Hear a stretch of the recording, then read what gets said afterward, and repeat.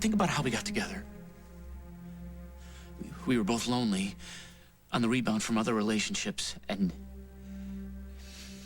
I was anxious to share my life again. And so I pushed you into a commitment when neither one of us were ready for it. That's not how it happened. Not for me. You did not push, Jack. It was a whirlwind courtship, and I loved it. What I'm trying to say is that this marriage didn't have everything going for it that it could have had. Julia, you know what I'm talking about. You know something's missing.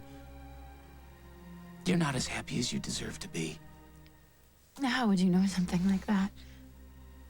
How many times a day do you burst into tears? Or accuse me of not being there for you? You can't tell me that we have a good relationship. You have never felt right about this because we got married too fast. No, Jack. We got married fast because we had tried other people and it didn't work. I mean, we were right together. Jack, I have never been so happy as the day that you proposed to me. And when we flew to Vegas and got married, I mean, that was like a dream come true. It was like one of life's rare second chances. And don't tell me that I was just imagining the passion because, Jack, we couldn't keep our hands off each other, remember? Then with a pregnancy and a miscarriage, I mean, these things, they change the tone of a marriage. But it's not forever. Jack, we can still get that passion back. No, this is not about sex. I spoke with Barbara last night. She told me how upset you were that I'd run away. Of course I was upset. I didn't know where you were. No, Jack, you would not have been upset like that if you didn't still love me. I can see it in your eyes. It is still there, Jack. It's probably a little bit buried right now with a lot of confusion and doubt.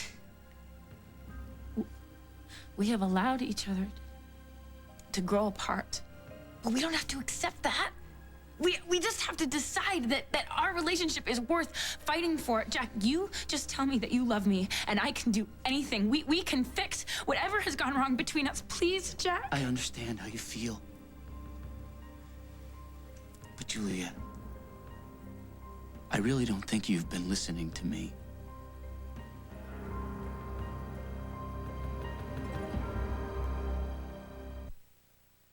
It's over. It has to be over for me. I feel like my heart is in a zillion little pieces and I want them back. I feel like I just woke up from a year-long bender. I wish there was something I could do to make it all better. You did it. You're here. And here's my promise.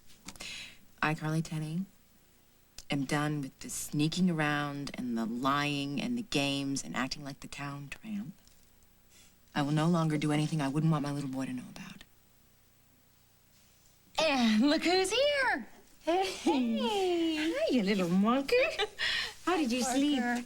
Good? Oh, good. Say hi to Aunt Molly. Hi. Say bye, Auntie Molly. I have to go. Jake is alone with the twins, and we have to find a nanny. I'm going back to WAK. So, goodbye. Okay. Goodbye, Parker. Love you. Hey. Sit right here, baby. Ma, thanks for taking time out to come and see me. Are you really okay? Yeah. I know what I have to do. I have to take care of myself and my little guy. And occasionally let Jake and me take care of you. Well, you've done that enough, and I will pay you back. Stop it. I told you. I don't want to hear that. I had the windfall from Lucinda. Yeah, and you were going to use that to spoil yourself rotten. I mean that. I love you. What would I do without my cuz? You would do okay. Wouldn't be half as much fun, but...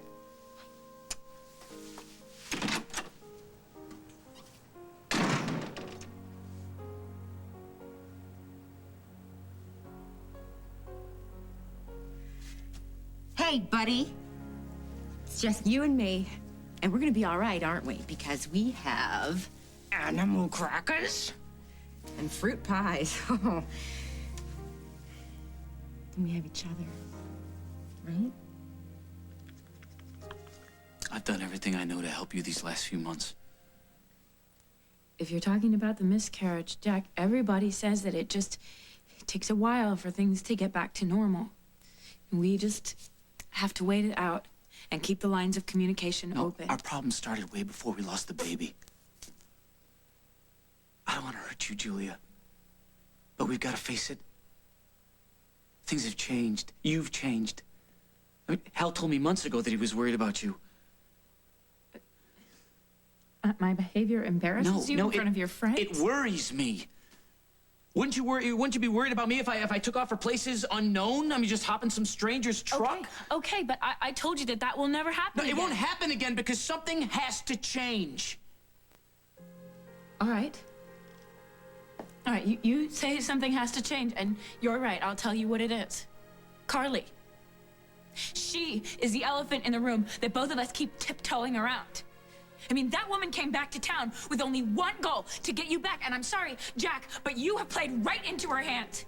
I mean, my behavior may be humiliating sometimes, but I have never walked out that door into anybody else's arms. I have never left our bed because somebody else called and needed me. So don't you tell me that I am the one who's changed. You're right. You're right. I haven't been the husband. I haven't been the husband that I've wanted to be. And you have every right to resent me, hate me even. No, Jack. See, you don't understand. I can't hate you. I've tried. All I could think about when I ran away was you.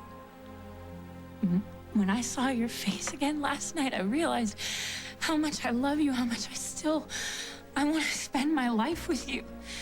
Jack, I know that you have feelings for Carly, and I don't care. You love me too. Just let me in, Jack. I know that I can make you happy. I'm sorry, Julia.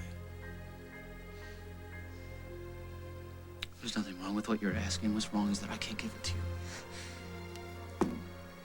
I can't say what you want me to say because it wouldn't be true. Not anymore. I don't understand. Okay, well then I have to find some way to tell you this, and you have to find some way to hear it. God forgive me. Julia.